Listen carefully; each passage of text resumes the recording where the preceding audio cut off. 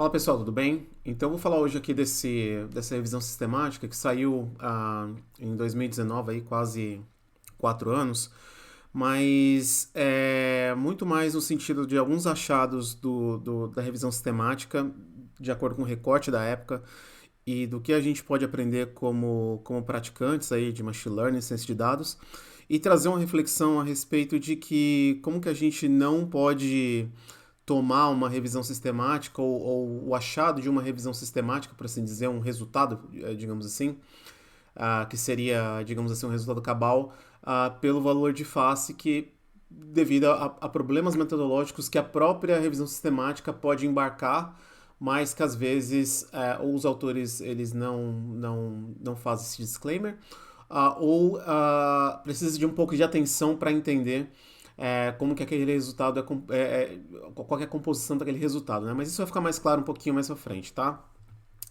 Então, o nome dessa revisão sistemática uma revisão sistemática mostra que não há benefício de performance de machine learning, algoritmos de machine learning, sobre regressão logística em modelos de predição de clínicos, né? E esse aqui é o nome dessa revisão sistemática. E aí, passando aqui rapidamente pelo abstract aqui, né, pelo sumário. Então, na verdade, o objetivo do estudo foi comparar a performance de regressão logística com machine learning para modelos de predição na literatura. O que eu tenho alguns comentários a respeito disso, mas eu vou deixar isso mais à frente, mas geralmente isso não é um objetivo de uma revisão sistemática, e sim o objetivo da revisão sistemática é de entender como que diversos trabalhos eles estão compostos ali, dá digamos assim, um estado da arte, digamos assim, de como que está a pesquisa em termos posicionais e de alguns achados no geral, mas tudo bem. E o design do estudo, ele usou aí como base de dados o Medline, né, quem foi entre... e os artigos, essa busca dos artigos, né, dos artigos foram no recorte entre janeiro de 2016 e outubro de 2017. E os resultados, eles incluíram aí de 71 de 929, 927 estudos encontrados, né? E aí alguns dos resultados que os autores acharam, né? Que é o primeiro, foi a mediana, o tamanho de amostragem, né? Que é cerca um pouco mais de 1.200 amostras, né? De registros, digamos assim, que é usado em relação aos modelos, com range entre 72 e 4 milhões. Alguns outros achados aqui é que grande parte dos métodos de machine learning que foram usados, né, que são as árvores de classificação, florestas aleatórias, né, random forest, redes neurais artificiais e a máquina de vetor de suporte, ou support virtual machines. E aí, em relação a alguns outros resultados, não em relação às técnicas, mas sim em relação ao específico dos modelos de predição clínica, que os autores encontraram aí em cerca de 68% dos estudos um viés nos procedimentos de validação. E em alguns artigos, né, cerca de 79%, acho que esse aqui é um dos grandes achados desse artigo,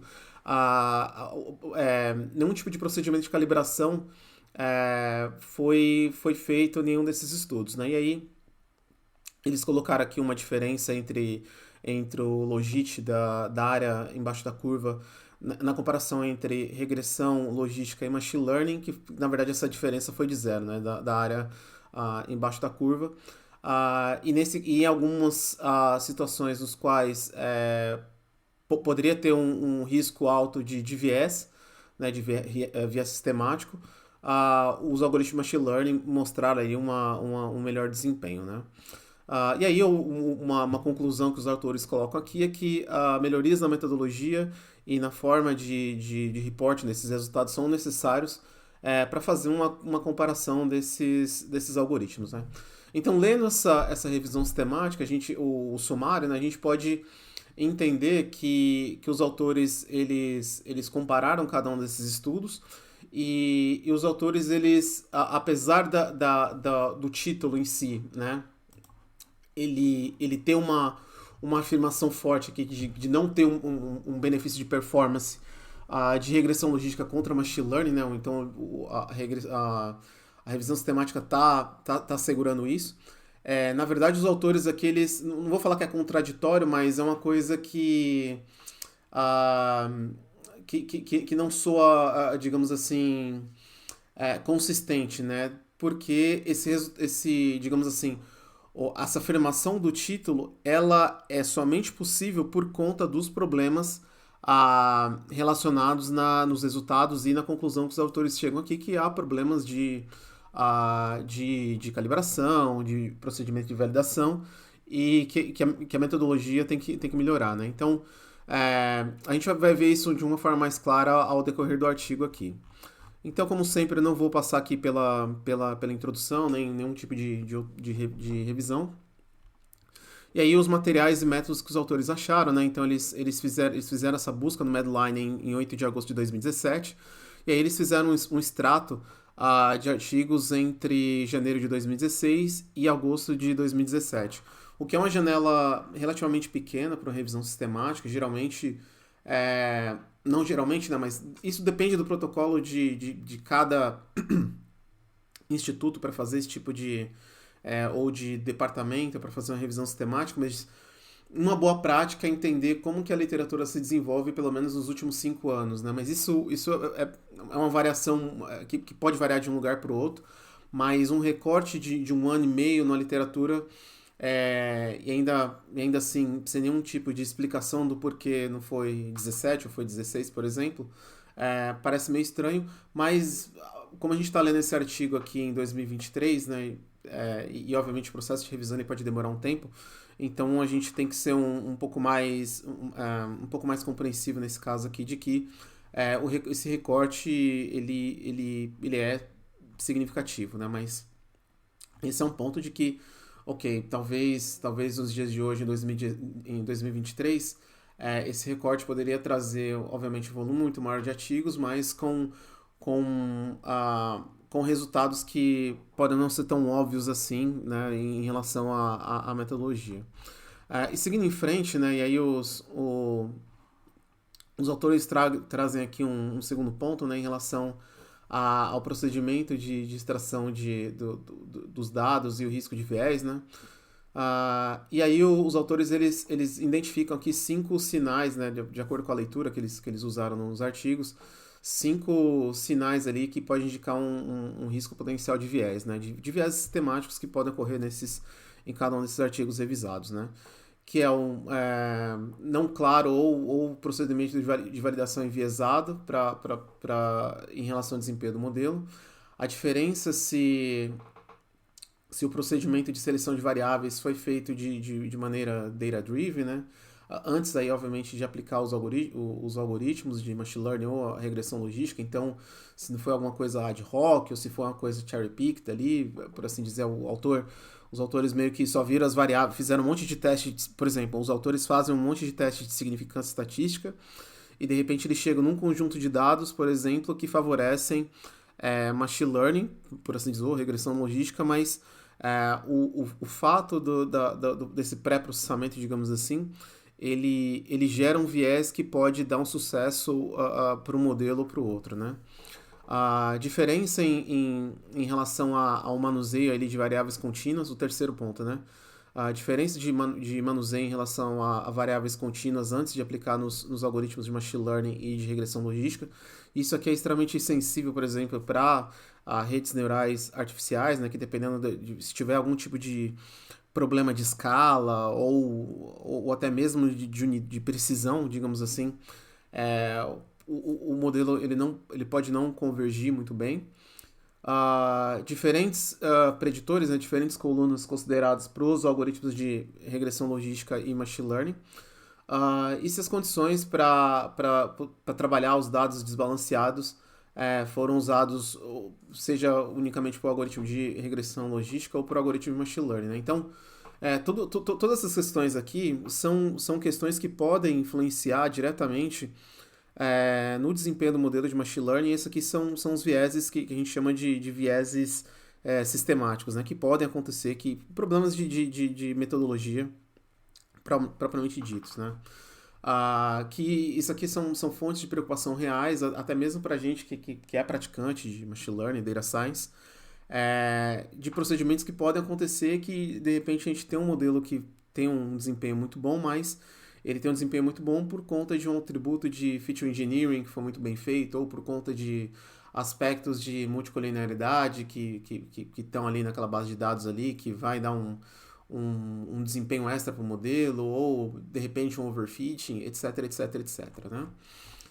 E aí, continuando, né, em relação à parte dos resultados, os autores ali, eles descartaram cerca de 87% dos artigos só na primeira passada, né, porque eles fizeram, o método que eles usaram para regressão, para revisão sistemática aqui, foi a primeira passada se lê somente o título e o abstract, e aí depois cerca de 54 estudos foram excluídos posteriormente durante aí a leitura full text screening, né? Então, esse aqui é uma coisa que não chega a ser controversa, mas dependendo do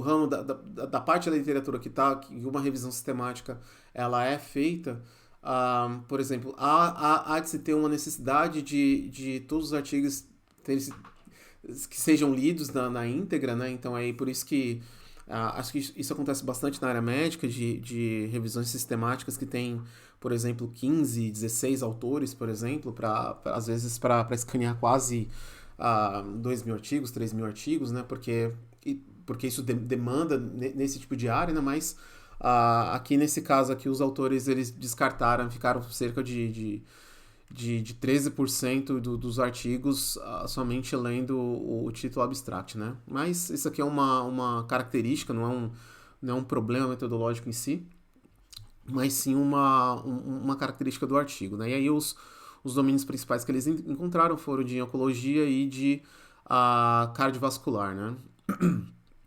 E aí as características gerais dos estudos, né? Então, cerca de 70%. Esse aqui é um resultado que me surpreendeu bastante, né? No qual 70% dos artigos eles focam em resultados de prognóstico e 27% em resultados aí de diagnósticos, né? Eu achava que essa proporção ia ser o contrário. Mas isso, depois eu comecei a ler até alguns outros artigos também adjacentes a esse aqui, de que a importância dos modelos de machine learning e regressão logística, os métodos mais clássicos, né, eles auxiliam na tomada de decisão, por exemplo, de muitos consultórios ou de planejamento clínico ou planejamento até mesmo de cadeia de materiais para hospitais, né, em face de que se um modelo, por exemplo, ele começa a identificar, por exemplo, um exemplo de oncologia, né, que muitas pessoas vão ter que passar por um procedimento, digamos assim, medicamentoso, com radioterapia ou quimioterapia, esses hospitais, essa cadeia de hospitais, eles podem fazer um planejamento melhor, por exemplo, de provisionamento de centros cirúrgicos, provisionamento de pessoal, como anestesistas, enfermeiros, pessoal de suporte, de médicos e também provisionamento de materiais como bandagens e até mesmo de medicamento, né? Então, é interessante encontrar esse tipo de característica que mostra aí que os algoritmos de machine learning e também regressão logística, eles estão sendo usados aí em aplicações sérias aí, né? Do mundo real mesmo e é uma coisa um pouco que me surpreende, né? Não é uma coisa estritamente acadêmica, mas sim algo que está ali servindo como suporte de decisão, né? E aí acho que tem um segundo ponto aqui que eu coloquei, né, em vermelho aqui, que é a mediana, né? Então, o ponto central no qual divide aí os artigos ali em duas partes, né? Em relação ao tamanho de amostra de 1.250, no qual o range vai de 72 registros até quase 4 milhões. E aqui eu acho que é um ponto de que os autores eles não deixam isso muito claro e eu vi alguns, e não por conta dos autores da revisão sistemática, mas sim dos autores de alguns estudos, que dependendo do volume de dados, algumas famílias de modelos de machine learning, eles simplesmente não vão funcionar, como por exemplo redes neurais artificiais que dependem aí de um conjunto de dados relativamente grande ali para uma determinada convergência, né? Então, vamos imaginar aqui que tem um estudo que está usando redes neurais artificiais ali com uma camada com 100 registros, tá? Então, e nesse caso aqui, né, vamos supor com 19 colunas, né? Então, é, digamos assim, em termos empíricos, a chance desse estudo, desse algoritmo ter uma convergência que tem uma utilidade médica útil, ela é muito baixa, né? Além das questões de explicabilidade e tudo mais, né? Então, obviamente que eu estou colocando esse ponto aqui porque para quem é praticante, até mesmo o tamanho de amostra, o tamanho de registros vai determinar ali uma linha de ação em relação a que modelos escolher e por aí vai, né? E aí tem aqui eles colocam aqui esse flowchart aqui do Prisma, né? Que é um framework, na verdade, de médico, né? Em relação a parte de revisões sistemáticas e por aí vai, que é um protocolo aí para meta-estudos e revisões temáticas, né, como se fosse um workflow de como fazer isso. E eles descrevem aqui, acho que até está autoexplicativo cada um deles. E aí, um ponto que eu queria colocar em relação ainda à parte geral dos estudos é que uma informação que os autores trazem aqui é que as informações em relação ao pré-processamento dos dados, né, ou que eles colocam aqui handling of missing data, nesse caso de lidar com dados faltantes, estava faltando ou não estão tão claros em cerca de 45% dos estudos, né? 23% dos estudos performaram em uma análise completa de caso, 20% dos estudos confiaram ali em métodos ad hoc, né, para lidar com dados faltantes, como imputação de média, deleção de variável e tudo mais, e cerca de 11% dos trabalhos aí utilizaram métodos de imputação ali que não foram muito bem documentados ou pobremente documentados, como os autores colocam aqui, né? Isso, de uma certa forma, né? Isso... E aí, de novo, não tirando o brilho dos autores aqui em relação ao statement, a afirmação inicial da revisão sistemática, né? De que não tem a vantagem. Nesse caso aqui, o que a gente está conseguindo ver nesse artigo é que, nessa revisão sistemática, é que há um problema metodológico muito grande em artigos de regressão logística e de machine learning. E esses erros sistemáticos, eles podem afetar o desempenho desses modelos, tanto positivamente quanto negativamente, no qual a afirmação inicial da revisão sistemática, ela perde um pouco da força, tá? Isso vai ficar um pouco mais claro na minha argumentação de acordo com quando a gente for ver alguns outros achados dos autores, né? E aí, indo pulando aqui para a parte em relação dos algoritmos, né? Então, cerca de 64 estudos ali utilizaram a regressão logística ali padrão, né? E 9 desses estudos usaram aí a regressão logística com regularização, né? Ou penalização, como os autores colocam aqui, que é L1 laço, RID, também ElasticNet, né? Que é uma combinação de L1 e L2. E um deles usou aí a regressão logística e boosted, né? E dos algoritmos de machine learning, né, os mais populares foram as árvores de classificação, né, que representou aí cerca de 42% dos estudos, vindo aí seguidos aí de florestas aleatórias aí com 39% e 37% com redes neurais artificiais e máquinas de vetor de suporte, não, Support Virtual Machines com 34%. Eu acho que o mais preocupante aqui em relação às famílias, a família de machine learning aqui nesse caso é que a utilização ali de redes neurais artificiais, né, cerca de 37% dos estudos, né, o que os autores até colocam aqui que 26 de 22 dos 26 estudos, né, em relação a redes neurais artificiais utilizam somente uma camada escondida, né, e aí eu tô falando aqui muito mais de uma experiência empírica minha, né, como praticante dessa área há um tempo, que é uma coisa que usar uma rede neural com uma camada escondida é uma coisa que soa muito 2006, 2007 até 2010, 2011, né? Uma coisa que tá muito fora do que vem sendo praticado no mercado e por aí vai. E me surpreende bastante que esse tipo de estudo ainda é feito, dado ali uma mediana ali de 1.200 registros, né, para treinamento. Né? O que, em última instância, no mínimo alarmante do ponto de vista metodológico. Né? Ah, e aí, ainda nesse ponto em relação de redes neurais artificiais com uma camada escondida, levando em consideração que cerca de 45% dos estudos faltam ainda, não são claros nem em relação a como que os dados faltantes são tratados, né, o que pode dar um problema de convergência muito grande para as redes neurais artificiais, é uma coisa que soa absolutamente problemática, né? No tipo, os dados podem ter uma variação muito grande, com uma família de algoritmos que não é a melhor para alguns cenários, com poucos dados ou um conjunto de dados não insuficiente ali para que o modelo aprenda, né? Mas, enfim, isso é um achado interessante, interessante não, mas muito importante do artigo, mas uma coisa que eu queria salientar aqui, né? E aí, seguindo em frente em relação ao desenvolvimento dos modelos, né? Então, 20% dos estudos ali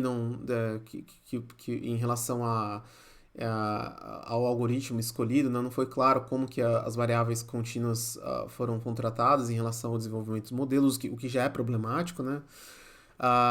E o outro ponto aqui que eu acho interessante, que é nas situações em que regressão logística foi utilizada com regularização e até mesmo os modelos de machine learning, informações em relação à hiperparametrização dos modelos, né? Então, seja os atributos, não foi muito claro quais parâmetros foram escolhidos ou do porquê que aqueles hiperparâmetros foram escolhidos, né? Então, o que, do ponto de vista, eu acho mais problemático ainda, porque abre avenida para duas coisas, né, que pode acontecer.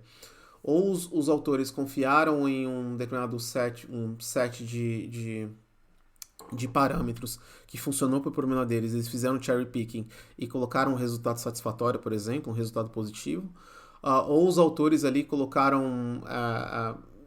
tentaram de uma maneira usar alguns parâmetros de prateleira, né, ou out of the box, digamos assim, que é mais comumente chamados, e só para testar que um algoritmo é melhor que o outro. Então, é uma coisa que o resultado em si, por isso que eu sempre saliento aqui no canal, que o resultado de papers, estado da arte e tudo mais, é uma coisa que a gente tem que levar com um grau de ceticismo muito grande, porque o resultado, se você tiver um problema metodológico ou vieses sistemáticos muito altos, aquele resultado ele pode ser completamente inútil, ou até mesmo ele pode dar um falso guia de que o estado da arte está movendo para frente, mas quando na verdade foi um produto do acaso ou um produto de vieses ali, de cherry pick de autor, né? O que pode, por exemplo, influenciar em grupos de pesquisa, ou como pesquisa é financiada, ou até mesmo na prática de pessoas do mercado, né? E aí, seguindo em frente, né? Então, 68% dos estudos não tiveram nenhum tipo de procedimento de validação, né? Então, o que já é preocupante, né? Então, imagina que estudos estão sendo colocados hoje em revistas, mas com grau de avaliação de desempenho pobre, né? Isso aqui eu acho que, e até eu queria juntar com esse outro ponto aqui em relação que 79% dos estudos não tem nenhum tipo de calibração, né? Então não utiliza, por exemplo, um score de Breyer, por exemplo, para fazer uma calibração.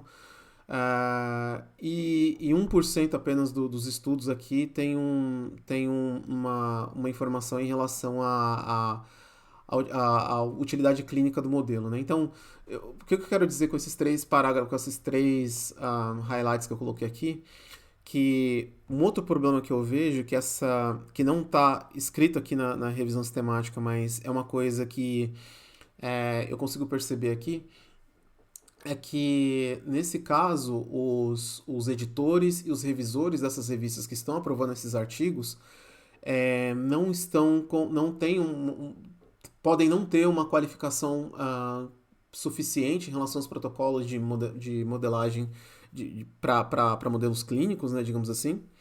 É, dado que, por exemplo, e aí eu coloco a minha interpretação aqui, isso é uma opinião minha, não é nada que os autores do artigo estão colocando aqui.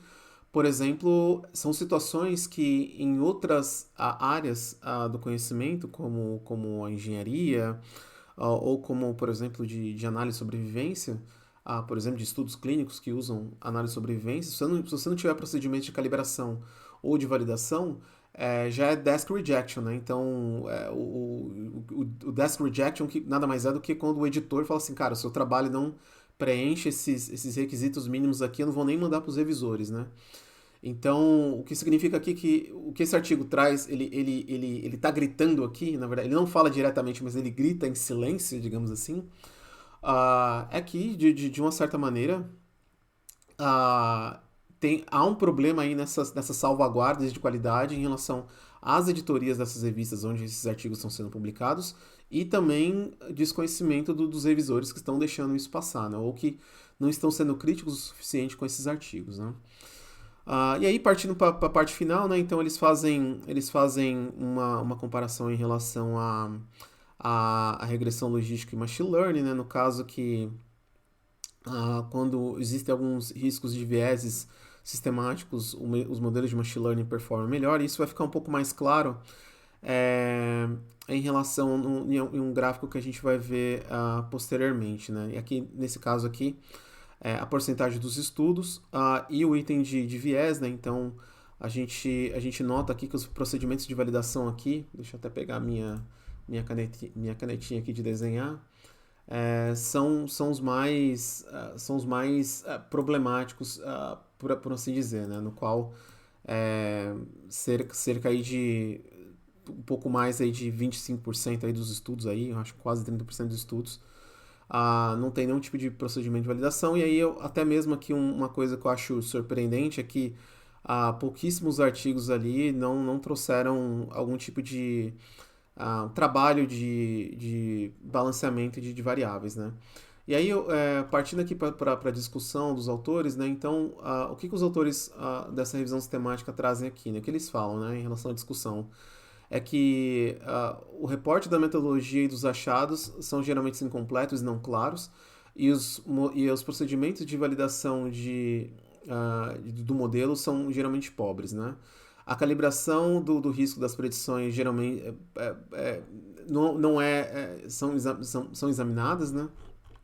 Uh, e, e no caso, né, não existe nenhum tipo de diferença em média quando entre regressão logística e machine learning quando o risco de vieses sistemáticos é baixo, né? Então, os autores até colocam aqui que por conta disso eles podem afirmar que os métodos tradicionais eles performam razoavelmente bem, né? O que eu particularmente eu discordo, a conclusão que eu tenho aqui nenhum tipo, não tem como a gente aferir que um método performa melhor do que o outro, devido ao fato de que há um problema de vieses sistemáticos, problemas metodológicos que invalidam qualquer resultado subsequente, né? Mas, enfim, o que os autores colocaram aqui, cabe a gente respeitar os motivos e a agenda também dos autores, né? E aí os autores dão algumas recomendações que eu acho interessante aqui para a gente que é praticante, né? O primeiro é o reporte de todos os passos de modelagem, né? Para maximizar a transparência e a reprodutibilidade. Acho que isso aqui não é nem somente para machine learning e data science, mas isso aqui para todas as áreas do conhecimento. Acho que e esse é um dos motivos pelo quais a gente tem que ser muito cético em relação a afirmações muito fortes, a resultados, entre aspas, do estado da arte, quando a gente não tem. A gente não consegue ver o código-fonte ou a base de dados, porque pode ser que os autores fizeram ali um cherry picking ali, que uma combinação de hiperparâmetros, depois os dados cozinhados muito bem, que traz aqueles resultados, né? Então, a segunda recomendação que os autores colocam aqui é que geralmente em relação à parte de resample, né, no qual o desenvolvimento do modelo tem que ser considerado todos os dados, né? Isso faz sentido, né, porque quando a gente faz procedimentos por exemplo, remoção de holdout set ou levar, por exemplo, dividir base de treinamento e teste e fazer essa divisão, a gente pode estar eliminando ali partes de dados que podem ser importantes para a convergência do modelo, né? Geralmente, para essa área clínica, os autores, geralmente, todos os autores dessa área clínica, de modelagem clínica, eles usam todo o conjunto de dados e fazem ali procedimentos de calibração e cross-validação para evitar aí overfitting e outros vieses, né? Ainda falta o terceiro ponto, né? Então, o report de treinamento e a performance de teste, né? Que não estão claros nos artigos. E o quarto, né? Em relação à avaliação da performance do modelo em relação à calibração, né? E também a curva de utilidade para tomada de decisão, né? Que nesse caso que seria uma espécie de... Acho que os autores até salientam aqui que seria uma abordagem relativa ao custo, né? De que, por exemplo, se um custo de um falso negativo ele pode superar, por exemplo, de um custo de um verdadeiro positivo, por exemplo, que pode levar a, por exemplo, uma cirurgia de alguém que não deveria ter sido operado, por exemplo, né? Ou colocar um paciente numa estrutura de riscos de procedimentos cirúrgicos por conta de que o modelo deu um suporte a uma decisão errada, né? E aí o que os autores colocam aqui, né, esse gráfico em relação à diferença do OAC, né, que quando há um risco baixo de viés, né, então low risk bias, geralmente tem os algoritmos de machine learning não tem nenhum tipo de favorecimento, né? Então a gente pode ver aqui nesse box plot que tudo converge aqui em torno desse zero em termos de diferença. Porém, quando a gente tem um risco de viés alto, né? Então, seja problemas metodológicos altos, os algoritmos de machine learning tendem a performar melhor, né? Então, e nesse caso aqui, por isso que a interpretação que eu tenho dessa revisão sistemática e o que eu colocaria de título dessa revisão sistemática seria: em condições de problemas metodológicos graves, algoritmos de machine learning performam melhor do que métodos são mais robustos a vieses sistemáticos do que, por exemplo, algoritmos clássicos, né? Mas, enfim, aí até um ponto que eu coloquei aqui, quando o viés sistemático é menor, machine learning não traz nenhum tipo de benefício líquido em comparação com regressão logística, né? E aí duas anotações que eu coloquei aqui, que é sempre melhor resolver qualquer tipo de viés de dados ou viés sistemático de maneira cuidadosa, ao invés de confiar na performance que pode estar contaminada por overfitting ou erros aleatórios. Então, é sempre melhor ter uma metodologia muito sólida em relação à hiperparametrização de modelos, a parte de pré-processamento de dados, procedimentos de cross-validação, procedimentos de base rollout, mecanismos de calibração e tudo mais, ao invés de, por exemplo, confiar numa família de modelos ou numa abordagem específica. E modelos de machine learning com alto viés sistemático são naturalmente mais superestimados, né? Então, não é que eu até coloquei o nome da revisão sistemática, mas nesse caso eu colocaria que em casos de alto vieses, um alto risco de vieses, né, os modelos de machine learning tendem a trazerem resultados mais superestimados, né, o que pode levar aí, por exemplo, a uma falsa sensação de acurácia e por aí vai, né? E aí os autores, no final aqui, eles colocam que eles não investigaram a diferença de performance em relação à hiperparametrização, e até mesmo estudos em relação a variáveis confounding, né? Eu particularmente, essa revisão sistemática, para mim, eu fiquei muito satisfeito com o resultado delas, né? Então, eles colocam mais algumas outras coisas aqui, dado em relação aos procedimentos de validação e tudo mais, e até a parte de que como há muitos estudos sendo publicados em machine learning todos os dias, é difícil ter uma análise mais detalhada, então eles meio que fizeram com os dados que eles tiveram. Eu particularmente eu gostei dessa revisão sistemática, só que eu mudaria o título dessa revisão sistemática para algo digamos assim, uma revisão sistemática que avalia o estado da metodologia em modelos de predição clínica que comparam que comparam algoritmos de machine learning e algoritmos clássicos aí de regressão logística, né? Mas no geral é uma boa revisão sistemática.